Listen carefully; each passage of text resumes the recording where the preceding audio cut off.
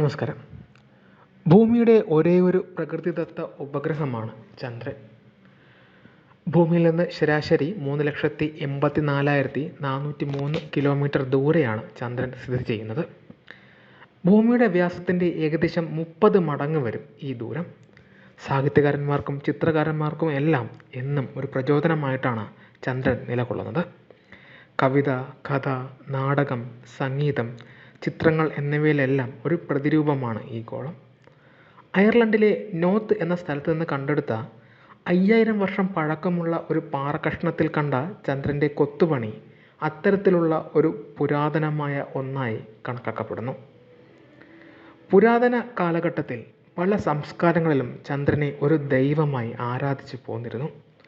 Greek ചിന്തകനായ അനാക്സാഗൊരസ് ആണ് പാശ്ചാത്യ ലോകത്ത് ആദ്യമായി ചന്ദ്രൻ വലിയ ഗോളരൂപമുള്ള പാറയാണെന്ന് സമർത്ഥിക്കുവാൻ ശ്രമിച്ചത്. ചന്ദ്രൻ സൂര്യപ്രകാശം പ്രതിഫലിപ്പിക്കുക മാത്രമേ ചെയ്യുന്നുള്ളൂ എന്നും അദ്ദേഹം അഭിപ്രായപ്പെട്ടു. അദ്ദേഹത്തിൻ്റെ ഈ പ്രസ്താവന അദ്ദേഹത്തെ തടവ് ശിക്ഷയ്ക്കും നാടുകടത്തലിനും ആണ് വിധേയനാക്കിയത്. മധ്യകാലഘട്ടമായപ്പോഴേക്കും ദൂരദർശിനിയുടെ കണ്ടുപിടുത്തത്തിന് മുമ്പ് തന്നെ കൂടുതൽ ആളുകൾ ചന്ദ്രൻ ഒരു ഗോളവസ്തുവാണെന്ന് തിരിച്ചറിവ് നേടിത്തുടങ്ങി. ഏകദേശം 450 കോടി വർഷങ്ങൾക്ക് മുൻപ് ചൊവ്വയുടെ വലിപ്പമുള്ള തീയ എന്ന ഗ്രഹം ആദ്യകാല ഭൂമിയുമായി കൂട്ടിയിടിച്ചതിലൂടെയാണ് ചന്ദ്രൻ രൂപം കൊണ്ടത്. ദ ജയന്റ് ഇമ്പാക്റ്റ് ഹൈപ്പോത്തിസിസ് എന്ന പേരിൽ അറിയപ്പെടുന്ന ഈ സംഭവം സൗരയൂഥ ചരിത്രത്തിലെ ഏറ്റവും അക്രമാസക്തമായ ഒരു അധ്യായമായിരുന്നു.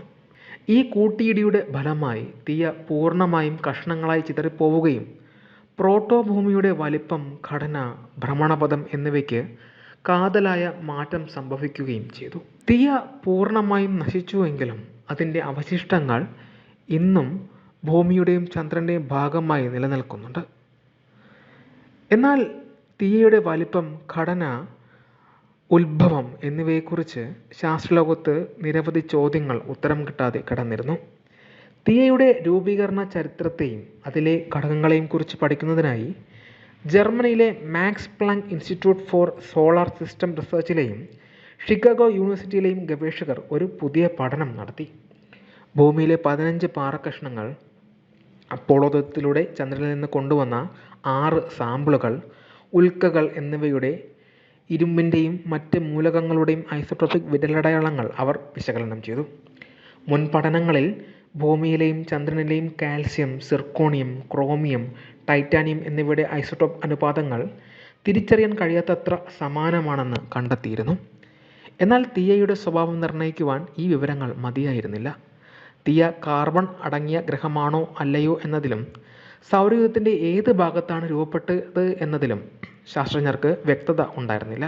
എന്നാൽ ഈ പുതിയ പഠനമാണ് തീയയുടെ ഉത്ഭവം ആന്തരിക സൗരയൂഥത്തിലാണെന്നതിന് നിർണായകമായ തെളിവ് നൽകിയത്.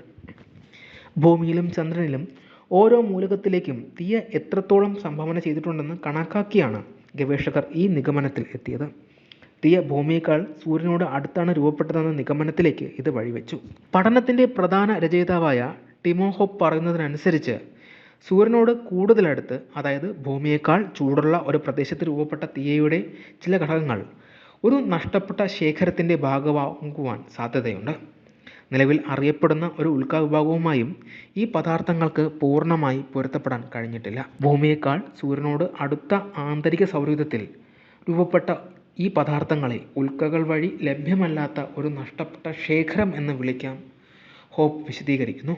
ഇതിനു കാരണം ബുധൻ, ശുക്രൻ, ഭൂമി തുടങ്ങിയ ആന്തരിക സൗരയൂഥത്തിലെ ഗ്രഹങ്ങൾ ഈ പദാർത്ഥങ്ങളെയെല്ലാം വലിച്ചെടുക്കുകയോ ഉപയോഗിക്കുകയോ ചെയ്തിരിക്കാം. ഒരു കേക്ക് ഉണ്ടാക്കുവാൻ ഉപയോഗിക്കുന്ന ചേരുവകൾ തിരിച്ചറിയുന്നത് പോലെ ഭൂമി, ചന്ദ്രൻ, ഉൽക്കകൾ എന്നിവയിലെ പാറകളിൽ ഇരുമ്പിൻ്റെ ഐസോട്ടോപ്പ് അനുപാതങ്ങൾ അളന്നാണ് ഗവേഷകർ തീയയുടെ ഘടനയും വലിപ്പവും നിർണ്ണയിച്ചത്. ഇതിനെ റിവേഴ്സ് എഞ്ചിനീയറിംഗ് എന്ന സാങ്കേതിക വിദ്യയായി കണക്കാക്കാം. കാർബണേഷ്യസ്, നോൺ കാർബണേഷ്യസ് ഉൽക്കകളിൽ ഇരുമ്പിൻ്റെ ഐസോട്ടോപ്പ് അനുപാതങ്ങൾ വ്യത്യസ്തമായിരിക്കും. വിശകലനത്തിൽ ഭൂമിയും ചന്ദ്രനും നോൺ കാർബണേഷ്യസ് ആന്തരിക സൗരയൂഥം പരിധിയിൽ വരുന്നതായി കണ്ടെത്തി. ഈ വസ്തുക്കൾ രൂപപ്പെട്ടത് ആന്തരിക സൗരയൂഥത്തിലാണെന്ന് കരുതുന്നതിനാലാണ് ഭൂമിയും അതിൻ്റെ നഷ്ടപ്പെട്ട സഹോദരിയായ തീയയും കൂടുതലും ആന്തരിക സൗരയൂഥ പദാർത്ഥങ്ങൾ കൊണ്ടാണ് നിർമ്മിക്കപ്പെട്ടതെന്ന് ഗവേഷകർ ഉറപ്പിച്ചത്.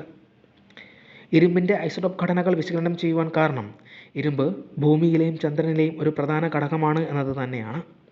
ഇരുമ്പ് ഒരു സൈഡറോഫോയിൽ ആണ്, അതായത് അത് ഗ്രഹങ്ങളുടെ ലോഹക്കാമ്പുകളിലേക്ക് പോകുവാൻ ശ്രമിച്ചുകൊണ്ടിരിക്കും. അതിനാൽ ഇന്നത്തെ ഭൂമിയുടെ ആവരണത്തിലെ, അതായത് മാന്റിനിലെ ഇരുമ്പിൻ്റെ വലിയൊരു ഭാഗവും ഗ്രഹത്തിൻ്റെ രൂപീകരണം അവസാനിച്ച സമയത്ത് തിയ ഗ്രഹം വഴിയാണ് എത്തിച്ചേർന്നത്. ഹോപ്പ് വിശദീകരിക്കുന്നു.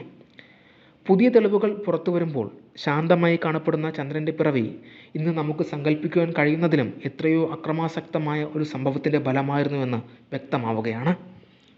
Web desk Tatwamayi TV.